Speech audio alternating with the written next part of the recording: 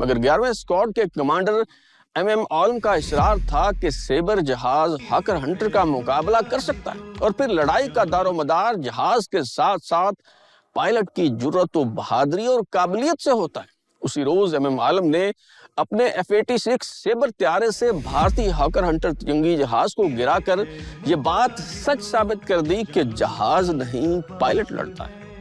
بہرحال پاک فضائیہ کے آدم پور، ہلواڑہ اور پٹھان کوٹ پر کیے گئے ان حملوں کے جواب میں بھارتی فضائیہ کی جوابی کارروائی ہرگز غیر متوقع نہ تھی، اور یہ بھی معلوم تھا کہ سرگودا ایئر بیس کو نشانہ بنایا جائے گا۔ بھارتی مصنفین PVS جگن موہن اور سمیر چوپڑا کی 1965 کی جنگ پر لکھی گئی کتاب میں دستیاب تفصیلات کے مطابق بھارتی فضائیہ نے فیصلہ کیا کہ مسٹیئر اور ہنٹر طیارے سرگودا ایئر بیس پر یکے بعد دیگرے یلغار کر کے ان حملوں کا بدلہ لیں گے۔ حملہ کرنے والی بھارتی فضائیہ کی ایک فارمیشن کی قیادت ہلواڑہ کے اسکواڈرن لیڈر ٹبی دیوایا کو سونپی گئی، جبکہ دوسری فارمیشن کی قیادت آدم پور کے کمانڈنگ آفیسر OP تنیجا کے سپرد کی گئی۔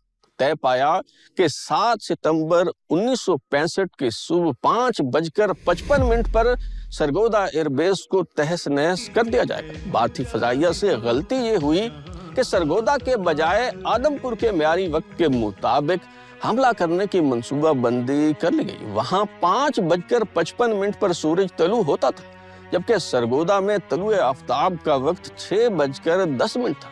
یعنی جب یہ بھارتی جنگی جہاز حملہ کرنے سرگودا پہنچتے، ابھی تک وہاں اندھیرا چھایا ہوتا۔ صبح 5:28 پر ان بھارتی جنگی جہازوں نے اڑان بھری اور منصوبے کے مطابق صرف 300 میٹر کی بلندی پر پرواز کرتے ہوئے پاکستانی فضائی حدود میں داخل ہوئے تاکہ ریڈار کی نظروں سے اوجھل رہ سکے۔ اس کے علاوہ ایک اور احتیاطی تدبیر یہ اختیار کی گئی کہ کنٹرول ٹاور اور پائلٹس یا ہوابازوں کے درمیان ریڈیو کمیونیکیشن بند رکھی گئی تاکہ پاک فوج کو ان کی بھنک نہ پڑ سکے۔ ادھر سرگودا ایئر بیس پر پاک فضائیہ کے شاہین نہ صرف چاق و چوبند تھے، بلکہ بن بلائے مہمانوں کا استقبال کرنے کے لیے پوری طرح سے تیار تھے۔ اچانک فضا میں سنسناہٹ ہوئی تو تناؤ میں اضافہ ہو گیا، مگر معلوم ہوا کہ یہ تو اپنا ہی ہیلی کاپٹر ہے۔ ابھی پاکستانی ہیلی کاپٹر نے سرگودا ایئر بیس پر بامشکل لینڈ ہی کیا تھا کہ بھارتی فضائیہ کے 6 مسٹر طیارے دکھائی دیے۔ یوں محسوس ہوتا تھا کہ بھارتی پائلٹ گھبراہٹ کے باعث جلد بازی سے کام لے رہے ہیں یا پھر اپنے ٹارگٹ سے متعلق ابہام میں مبتلا ہیں، کیونکہ ان کی فائرنگ بے نشانہ اور بے ٹھکانہ قسم کی تھی۔